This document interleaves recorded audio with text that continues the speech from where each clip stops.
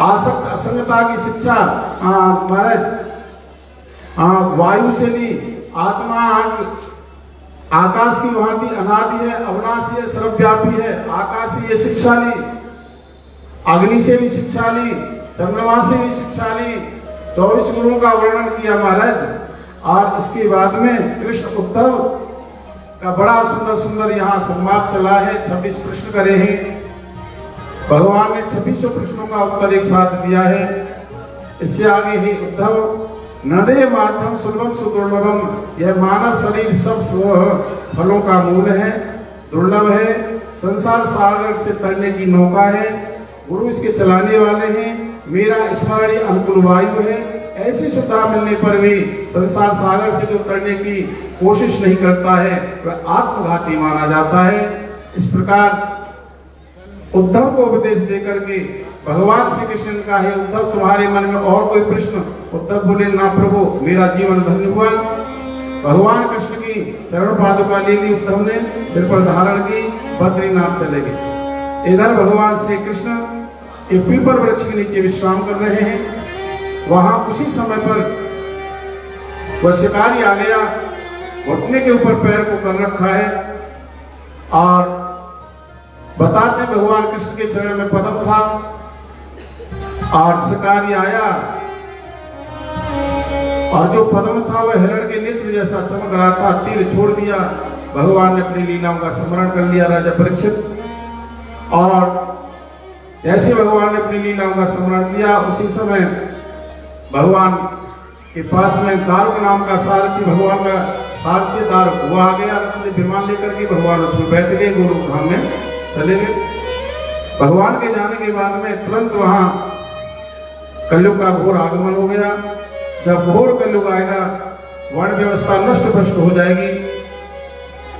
कहते महाराज भाई भाई से ईर्षा करेगा, गाय विष्ठा खाने लगेगी,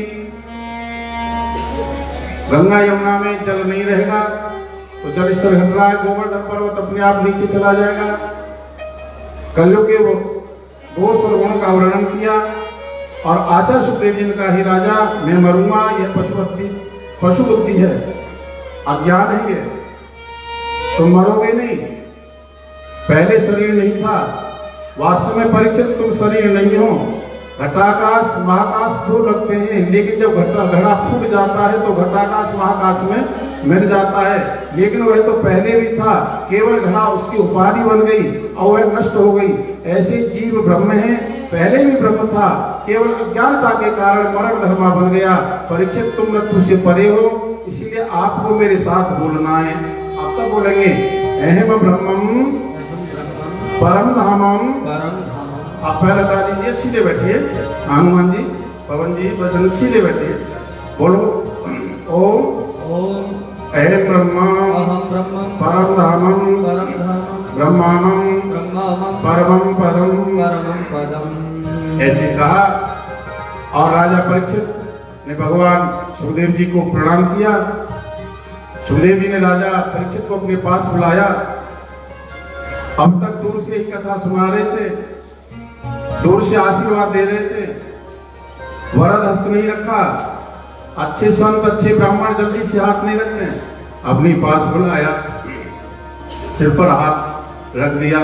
जैसे हाथ रखा है तो सुखदेव जी के अंदर राजा परीक्षित को भगवान कृष्ण का दर्शन होने लगा। भागवत जी की तरफ देखा तो कृष्ण का दर्शन हो गया।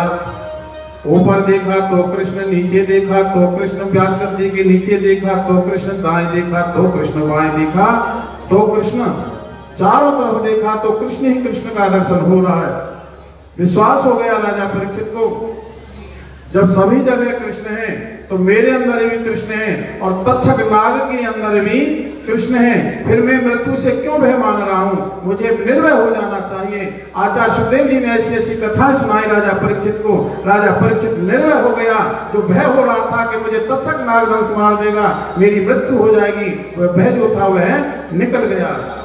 इसके बाद में महाराज परीक्षित जी गंगा किनारे चले जाते हैं और गंगा किनारे जाकर के कुशासन लगा लिया और बैठ गए। इधर राजा का सांस आना बंद हो गया। कहते हैं महाराज मृत्यु नहीं हुई थी, ब्रह्मलीन हो गए थे राजा परीक्षित। और ब्रह्मलीन मरने के बाद में नहीं होते, ब्रह्मलीन तो जीवन रहते हुए होते हैं। गीता जी का एक श्लोक है, मुझे याद आ गया। कहते हैं महाराज ब्रह्मभूतम प्रसन्न आत्मा न सोचती न कांक्षति समय सर्वेषु भूतेषु मद्भक्ति लभते पराम। ब्रह्मभूत प्रसन्न आत्मा, ब्रह्मलीन ब्रह्मभूत कौन माना जाता है? ब्रह्मभूत प्रसन्न आत्मा जो सदैव प्रसन्न रहता है।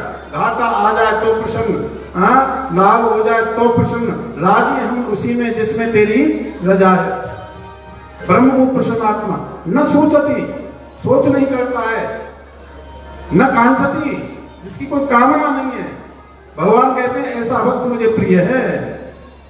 उसी समय तक्षक नाग आ रहा था, रास्ते में कश्यप नाम के ब्राह्मण मिले हैं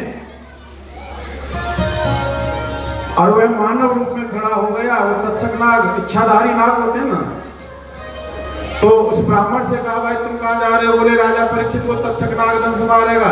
बोले फिर तू क्या करेगा पंडित जी? बोले मैं वहां जाकर के राजा परीक्षित को जिंदा करूंगा। बोले तुम्हें इतनी शक्ति है? बोले हाँ मैं मंत्र जानता हूं। कि तो मुझे तो विश्वास नहीं होता, प्रमाण है? प्रमाण दोगे? बोले हाँ। बोले तो मैं ही तक्षक नाग हूं और मैं अपने रूप में आता हूं और ये जो सामने बट वृक्ष हरा भरा हो रहा है इसमें मैं फुसकार लगाता हूं, जहर की फुसकार जोर से लगाऊंगा, यह मेरे जहर के कारण सूख जाएगा। यदि तुम वास्तव में मंत्र जानते हो, सर्वदंश की चिकित्सा करना जानते हो तो इसको हरा भरा कर देना। बोले ठीक। तक्षक नाग अपने रूप में आ गया और एक साथ फुसकार लगाई, बट वृक्ष सूख गया। कश्यप महात्मा ने जल लिया, अंजलि पर रखा, उस ब्राह्मण देव ने अभिमंत्रित किया, अभिमंत्रित करने के ऊपर उसके ऊपर डाला, तुरंत वह हरा भरा हो गया। तक्षक नाग को यह विश्वास हो गया कि राजा परीक्षित को जिंदा कर देगा। तक्षक नाग ने कश्यप महात्मा से कहा कहो ब्राह्मण देवता आप क्यों जिंदा करने के लिए जा रहे हो राजा परीक्षित को? बोले राजा परीक्षित मुझे कुछ ना कुछ उपहार देगा, दक्षिणा देगा। तक्षक नाग बोला तो वो दक्षिणा मैं ही दे दूं तुझे, पूरा थैला भर करके सोने के असर भी दे दूं। अब ब्राह्मण को तो तुम जानते हो पूरे असरपियों का भरा हुआ थैला दे दिया। पंडित जी वापिस हो गए, तक्षक नाग आया, लेकिन उससे पहले ही राजा परीक्षित तो ब्रह्मलीन हो चुके हैं, ब्रह्मभूत यानी परमात्मा के ध्यान में डूब चुके हैं। इधर महाराज आगे फिर पुराणों की संख्या है, मार्कंडेय मुनि तक की और प्रलय आदि तक की कथा को सुनाया। और इधर श्री हमारा सूत जी महाराज सोनक ऋषि को कथा सुना रहे हैं। कहा है महात्माओं बड़े ध्यान से सुनना, नैमिषारण्य की बात है। कथा का एक नियम होता है, भागवत पुराण का एक नियम है पुराण का, जहां से कथा को प्रारंभ किया जाता है वही जाकर के विराम किया जाता है। सोनक ऋषियों को कथा सुनाते हुए सूत जी महाराज बोले हे महात्माओं मैंने पहले दिवस की कथा में आपको देखो अब उपसंहार सुना रहा हूं, जिन्होंने पिछले 6 दिन से नहीं सुना है वो आज सुन लेंगे। सांगोपांग भागवत श्रवण का फल प्राप्त होगा। बोलो जय श्री कृष्ण। पहले दिन की कथा में मैंने 6 अध्याय में आपको महात्म सुनाया, आत्मदेव ब्राह्मण का चरित्र सुनाया, धनली आदि का चरित्र सुनाया, सोनक ऋषियों को कथा सुना रहे सुनते। फिर जन्मादस्य यतो अनवयाद चार्टेश्वर विद्येश्वराट तेने ब्रह्म हृदय आदि कवे मुह्यन्ति यत् सूरय तेजो वारी नदाम यथा बिन्मयो यतित सर्गो वर्षा धामना स्वयं सदा निरस्तोकम सत्यम परम धीमहि निगम कल्प तरोर गलतम परम सुख मुखादम दलसंयुक्तम प्रवत भागवतम रसमालय मुहुरहु रस का भुगवाव का 3 श्लोकों में मंगलाचरण सुनाया। और फिर 6 प्रश्नों के बारे में वर्णन किया। सोनक ऋषियों ने 6 प्रश्न रखे थे, क्रम से 6 प्रश्नों का उत्तर दिया।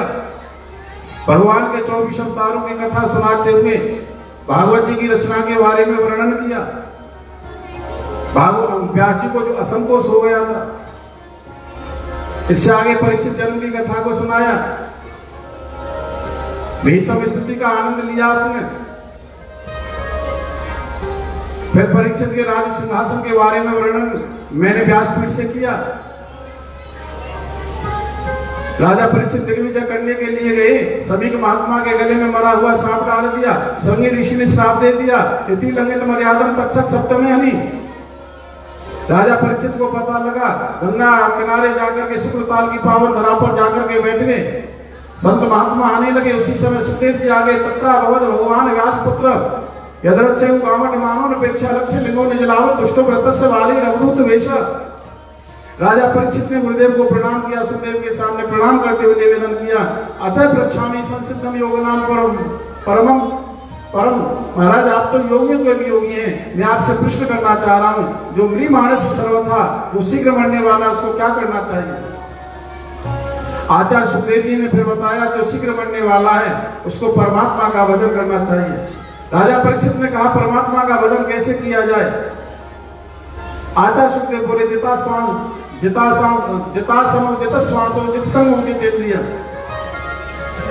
स्थूले भगवते रूपे मने संधारे दिया। भगवान का ध्यान करने की पूरी तरीका से विधि बताई। फिर महाराज सृष्टि के बारे में वर्णन किया। विदुर और मैत्री ऋषि का मिलन सप्त सरोवर नाम के आश्रम पर हरिद्वार में जाकर के विदुर जी को मैत्री ऋषि ने सृष्टि के बारे में वर्णन किया। फिर ऐसा मनु महाराज की संतति के बारे में वर्णन किया। उत्तानपाद, प्रियव्रत, आकुति, देवहूति, प्रसूति के बारे में वर्णन किया। आकुति का विवाह प्रजापति के साथ किया। देवहूति का विवाह गर्दम महात्मा के साथ हुआ जिनके यहाँ 9 कन्या हुई, कला, अनुसुईया, श्रद्धा, हरु, गति, क्रिया, ख्याति, अरुंधति, शांति नाम की। और महाराज फिर कपिल देव भगवान ने कपिल गीता माता देवहूति को सुनाई। सांख्य शास्त्र को, पूरे सांख्य शास्त्र को, योग शास्त्र को, यम, नियम, आसन, प्राणायाम, प्रत्याहार, धारणा, ध्यान और समाधि को के बारे में वर्णन किया। जीव की गति का वर्णन करते हुए माँ देवहूति भगवान के ध्यान में डूब गई और महाराज कपिल देव भगवान सीधे समुद्र की तरफ चले गए। इसके बाद में ध्रुव चरित्र को सुनाया, ध्रुव के वंश का वर्णन किया और फिर प्रियव्रत महाराज के वंश का वर्णन करते हुए भरत आदि का जड़ भरत आदि का चरित्र सुनाया। रघुगण आदि के ऊपर संत महात्मा ने कैसे कृपा की। और इसके बाद में सौनक ऋषियों ने यहाँ पूरी कथा को सुना सूत जी के मुख के द्वारा। सूत जी महाराज ने पूरा उपसंहार सुना दिया। और इसके बाद में अजामिल चरित्र आदि का वर्णन करते हुए वृत्तासुर चरित्र को सुनाया और 49 वरुणों की कथा को सुनाते हुए षष्ठम स्कंद को विराम दे दिया। सप्तम स्कंद में प्रहलाद की कथा को सुनाया, हिरण्यकश्यप की राक्षस वृत्ति के बारे में वर्णन किया, धर्म के 30 लक्षणों के बारे में वर्णन किया, चारों वर्णों की वर्ण व्यवस्था के बारे में वर्णन बताया, नारी धर्म के बारे में बताया, पुरुष धर्म के बारे में बताया, नारी का धर्म क्या है, नर का धर्म क्या है, पत्नी का धर्म क्या है, पति का धर्म क्या है। केवल पत्नी का धर्म नहीं है, पति का भी धर्म है। सन्यासी के बारे में वर्णन करते हुए अवधूत उपाख्यान और महाराज इसका वर्णन करते करते फिर सप्तम स्कंद को विराम दे दिया। अष्टम स्कंद में वासना को दूर करने के 4 साधन बताए। गजग्राह की कथा को सुनाया, समद मंथन की कथा को सुनाया, राजा बलि के ऊपर कृपा की भगवान ने। फिर वहां भगवान का वामन अवतार हुआ। फिर उसके बाद में राजा सतव्रत के ऊपर कृपा की मेरे परमात्मा ने, जो वेदों को चुरा करके हैगिरी नाम का दैत्य ले गया, भगवान का अवतार हुआ मत्स्य अवतार। बोले मत्स्य भगवान की। और यही अष्टम स्कंद को विराम दे दिया। 9वें स्कंद में सूर्यवंश के राजाओं की कथा सुनाकर के रामचरित्र को सुनाया। फिर 9वें स्कंद के अंत में जाकर के चंद्रवंश के राजाओं की कथा को सुनाया। फिर भगवान कृष्ण के अवतार की कथा को सुनाते हुए फिर भगवान कृष्ण को का वध करने के लिए पूतना, सकटासुर, तृणाव्रत आदि आए। भगवान के नाम करण की कथा को सुनाते हुए यमराज उद्धार करते हुए सुक्या मालिन के ऊपर कृपा करते हुए फिर हमारे वृंदावन लीला का वर्णन करते हुए काली दह आदि लीला, चीरहरण लीला आदि, ब्रह्मा का गर्भ दूर करते हुए भगवान आगे 7 वर्ष की अवस्था में, देखो 6 वर्ष की अवस्था में भगवान ने चीरहरण लीला की, 7 वर्ष के अवस्था में गिरिराज पर्वत को धारण किया, 9 वर्ष की अवस्था में लाश महारास लीला की, 11 वर्ष 55 दिन के भगवान कृष्ण हो गए। कंस का गोविंदाय नमो नमः कर दिया। बोले कंस मर्दन भगवान की। इसके बाद में उद्धव को भेजा है वृंदावन। उद्धव और गोपियों का आपस में प्रेम और ज्ञान को लेकर के चर्चा हुई है।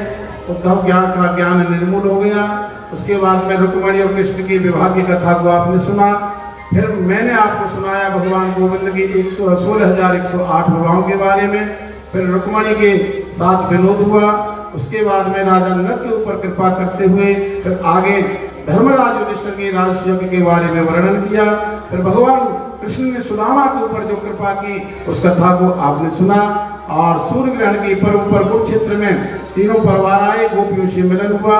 इसके बाद में फिर अन्य जो रानी आदि है, रोहिणी, इधर यशोदा और उधर महाराज रुक्मणी आदि जो रानियां हैं वह अग्नि में चली जाती हैं।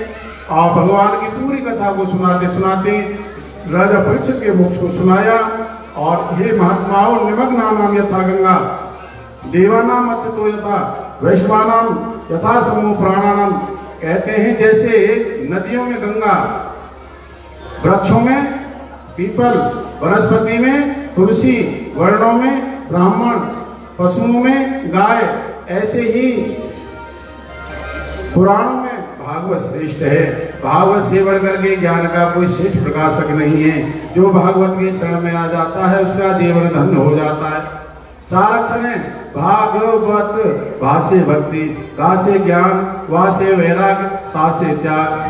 भाग्य कहे से भाग खुल जाते हैं, गा के कहे से गल गुमान मिट जाते हैं। वाक्य कहे से वासुदेव मिल जाते हैं, और ताके कहे से तीनों ताप मिट जाते हैं।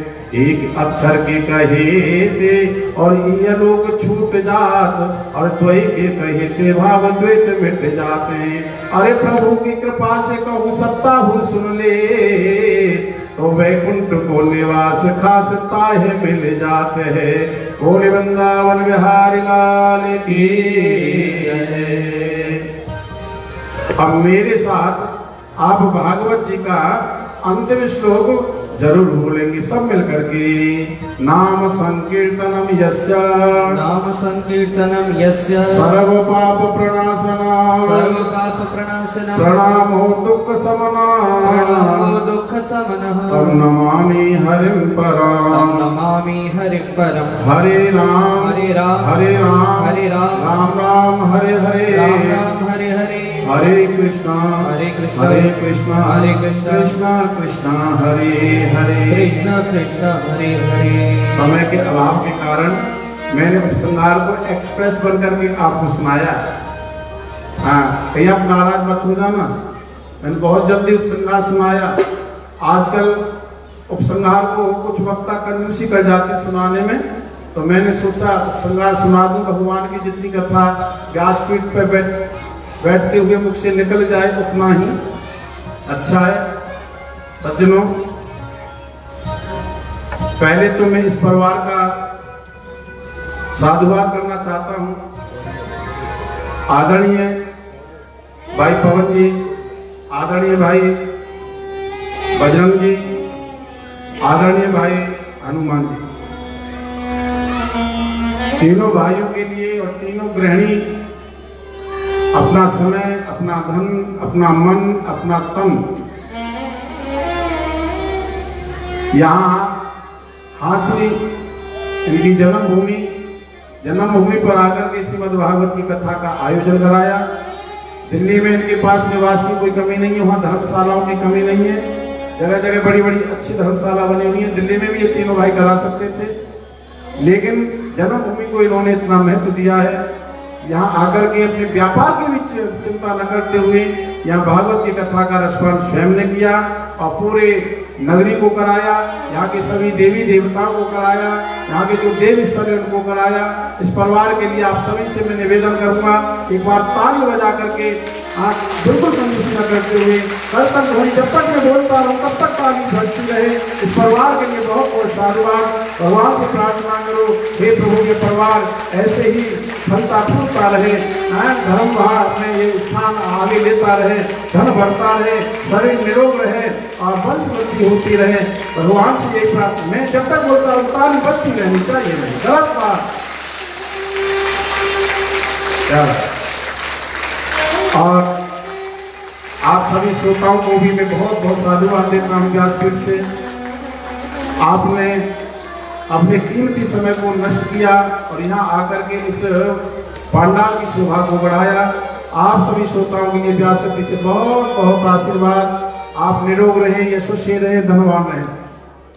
मैं सबका नाम नहीं जानता हूँ, जैसे हमारा कृष्ण भैया है, भाई ऋषि जी हैं, आप हैं, और बहनों के मध्य में जो मुझे प्यार मिला, मुझे ये पता नहीं लगा कि मैं कहाँ आया हूँ। इतना प्यार, आपके प्यार का मैं ऋणी हूँ। मैं केवल इतना कह सकता हूँ, परमात्मा से प्रार्थना कर सकता हूँ कि आप सदैव निरोग रहें, धनवान रहें। यह यजमान परिवार दिन दुगुना रात चौगुना बढ़ता रहे, ऐसे धर्म का कार्य करता रहे और कराता रहे।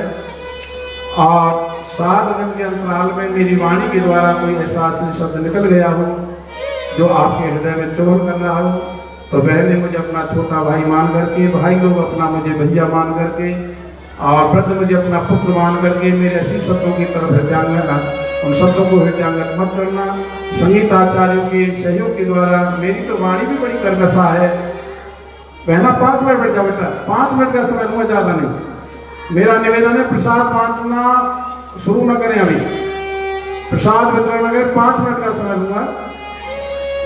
बहना मेरा निवेदन है, देखो अपने अपने भैया की सब बात माने, मैं बहन कहता हूँ आपसे। और कोई बहन ऐसी नहीं जो अपने भैया की बात को न माने, और जो बहन भैया की बात को न माने वो तो पाप लगे ना। बोलो जय श्री कृष्ण। संगीत आचार्य को भी बहुत बहुत साधुवाद देते हुए, विद्वान समाज को बहुत अच्छे वेद मंत्रों के द्वारा उन्होंने यहाँ पूजा पाठ कराया, उनको बहुत बहुत आशीर्वाद। कैमरामैन भैया को बहुत बहुत आशीर्वाद, साउंड वाले भैया को भी बहुत बहुत आशीर्वाद, मंच संचालन करने वाले भैया उनको भी बहुत बहुत आशीर्वाद, और साथ में हमारे पूज्य पुरोहित जी, इनको भी मैं निवेदन करता हूँ, मेरी वाणी के द्वारा कोई ऐसा असली शब्द निकल गया हो पंडित जी जो आपके हृदय में चोट कर रहा हो, तो मैं आपसे उम्र में छोटा हूँ, आप मुझे अपना छोटा भाई मान करके, जैसे छोटे भाई को प्यार दिया जाता है, ऐसे इस प्यार को बनाए रखना और इस प्यार को मुझे देते रहना, और आपके प्यार को मैं बटोरता रहूँगा। मैं अधिकारी हूँ आपके प्यार को बटोरने के लिए।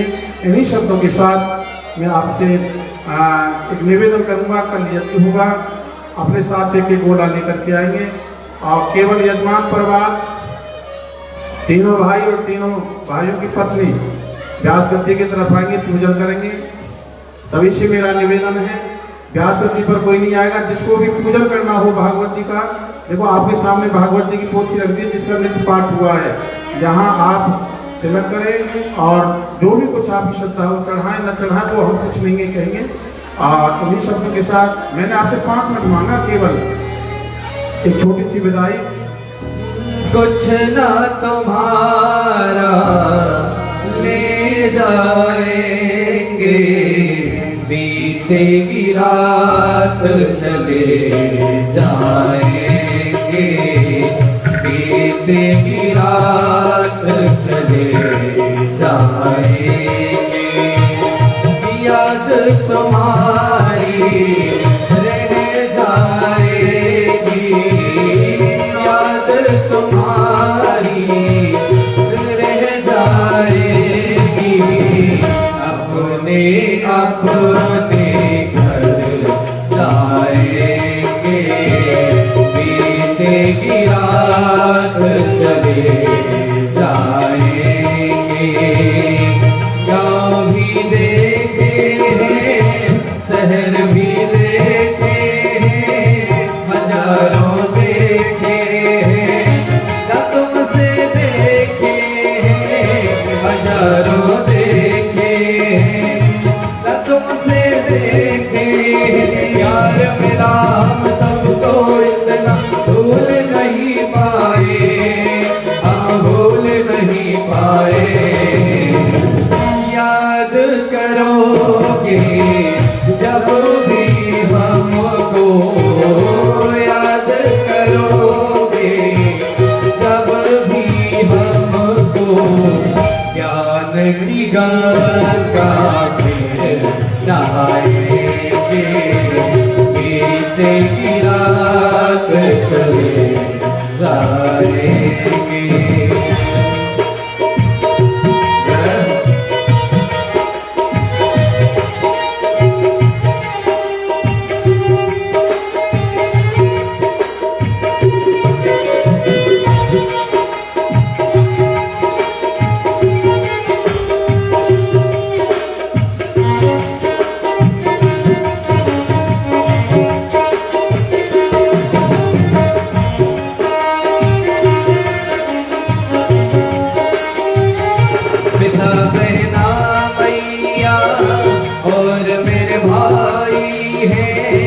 क्षमा करना हमको रहे कल जाई है, क्षमा करना हमको रहे कल जाई है, गलती माफ हमारी करना, जो भी हो गई हो, जो भी हो गई हो।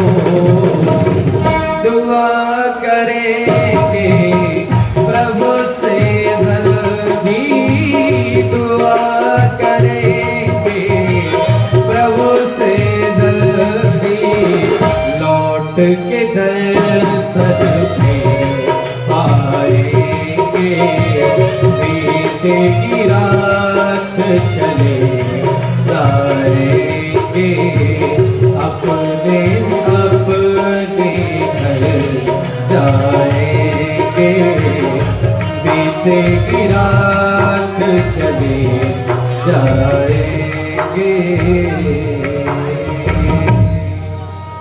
वृंदावन बिहारी लाल की जय, सच्चिदानंद भगवान की जय। आज रात्रि को 1 घंटे का सत्संग करेंगे हनुमान जी की वाटिका में, हनुमान जी के निवास स्थान पर मॉडल टाउन में 1 घंटे का सत्संग करेंगे। आप किसी को आना हो आ सकते हैं, और आपको आना पड़ेगा 8:30 से 9:30 तक आपको रहना पड़ेगा। और कल पूर्णाहुति में सभी लोग आए, गोला लेकर के आए, गोला को ऊपर से काटने, और मैं ही यज्ञ कराऊंगा कल, बड़ी श्रद्धा के साथ में यज्ञ करेंगे। और अगस्त के लास्ट में और सितंबर के फर्स्ट में राम कथा इसी स्थान पर होगी, और सबके सहयोग के द्वारा होगी। उसमें रतेरिया परिवार और कमलेश प्रवीण वंशल उनका जो मंडल है उस मंडल के द्वारा, और आप सभी के सहयोग के द्वारा राम कथा अगस्त के लास्ट में और या फिर सितंबर के फर्स्ट में। सुरेश भाई बता रहे थे, बोले समय जैसा होगा वैसा नियत रखेंगे, क्योंकि उस समय हम कार्य कराते हैं इस फॉल में। चलो जैसी, लेकिन कथा जरूर होगी, राम कथा उसी समय में होगी। कुल वृंदावन बिहारी लाल की एक होली का आनंद ले लें, आरती से पहले होली का आनंद ले लें। कौन कौन है जो नृत्य करेंगे, जरा हाथ करो, जो नृत्य करेंगे। चलो। हो मन मोहन खेल रहे होली, मन मोहन खेल रहे होली, मन मोहन हरि मन मोहन, हरि मन मोहन, मन मोहन खेल रहे होली, मन मोहन, मन मोहन खेल रहे होली, मन मोहन, मन मोहन खेल रहे होली, मन मोहन।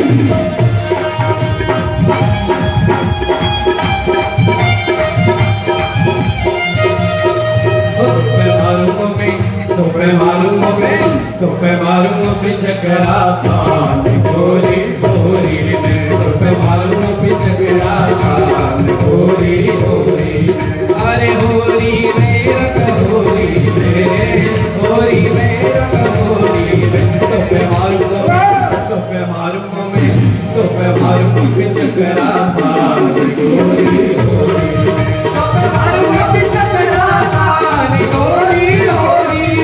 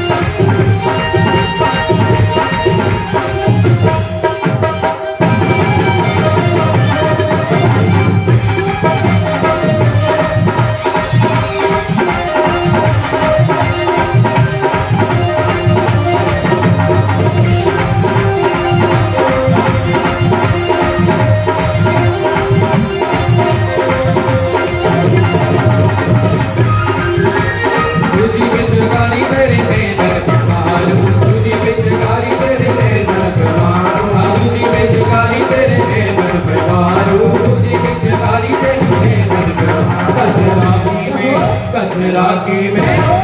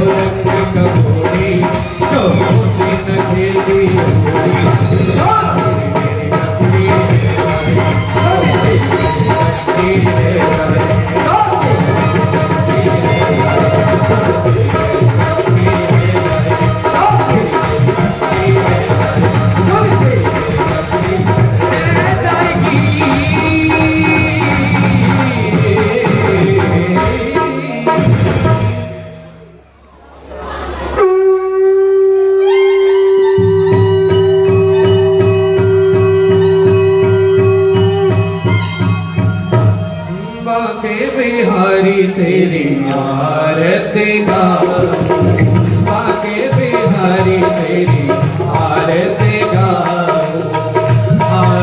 गाऊं प्यारे तुमको रिझाऊं आरती गाऊं प्यारे तुमको रिझाऊं बाके बिहारी तेरी आरती गाऊं बाके बिहारी तेरी आरती गाऊं मोर मुकुट प्रभु शीस पे सोहे मोर मुकुट प्रभु शीस पे सोहे प्यारी बंसी मेरा मन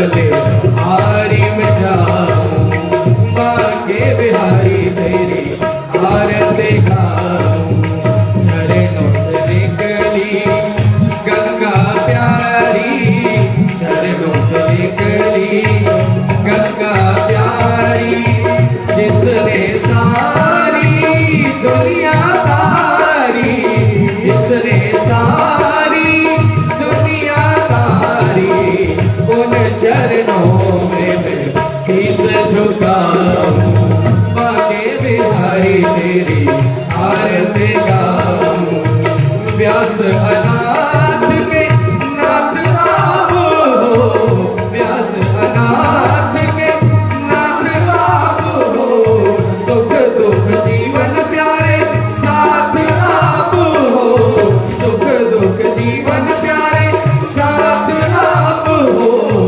उन चरणों के मैं दर्शन पाऊं वहाँ के बिहारी तेरी आरती गाऊं श्री हरिदास के प्यारे तुम हो श्री हरिदास के प्यारे तुम हो मेरे मोहन जीवन धन हो मेरे मोहन जीवन धन हो देखी जुगल सभी बल बल जाऊं बाके बिहारी तेरी आरती गाऊं बाके बिहारी तेरी आरती गाऊं नंदे नंदन तेरी आरती गाऊं यशोदा की लाला तेरी आरती गाऊं गोरम गुणावतारम संसार सारम भुजगे सहारम सदाव सत्सम हृदय आरविंद भव भवानी संगमामि हे माता च पिता त्वमेव त्वमेव बन्धु च सखा त्वमेव त्वमेव वेद्याः गुणं त्वमेव त्वमेव सर्वं मम देव गुरुर्देवो महेश्वरः गुरुः साक्षात् परं ब्रह्म तस्मै श्री गुरवे नमः तस्मै श्री गुरवे नमः तस्मै श्री गुरवे जमय जंत देवास्थानि धर्माण प्रथमान्यासन्नः देवनाकं महिमानः सचन्द्र पूर्वे सात्याः सात्यदेवा देवन्तिका वकुल चंपक पाटलाब्जै पुन्नाग जाति करवीर रसाल पुष्पै बिल्व प्रवाल तुलसी दल मंजरी बिल्वां पूजयामि जगदीश्वर मे प्रसीद नाना सुगंध पुष्पाणि यथा कालो भवानि च पुष्पाञ्जलिर्मया दत्तो ग्रहणं परमेश्वरः पुष्पांजलिं समर्पयामि बोलिबाली कृष्ण लाल की जय हो। भागवत भगवान की जय हो। सदगुरुदेव भगवान की जय हो। व्यास जी महाराज की जय हो। परीक्षित जी महाराज की जय हो। धर्म की जय हो। अधर्म का विनाश हो। प्राणियों में सद्भावना हो। विश्व का कल्याण हो। गौ माता की जय हो। गौ माता की जय हो। सत्य सनातन धर्म की जय हो। जय जय श्री राधे जय जय श्री राधे जय जय श्री राधे श्याम। ओम नमः पार्वती पतये हर हर महादेव शंभो। सभी भक्तों से निवेदन है कोई भी भक्त गुरुजी महाराज के चरण स्पर्श ना करे, दूर से ही जय श्री कृष्णा जय श्री राम कर रास्ता प्रदान करें। सभी से निवेदन है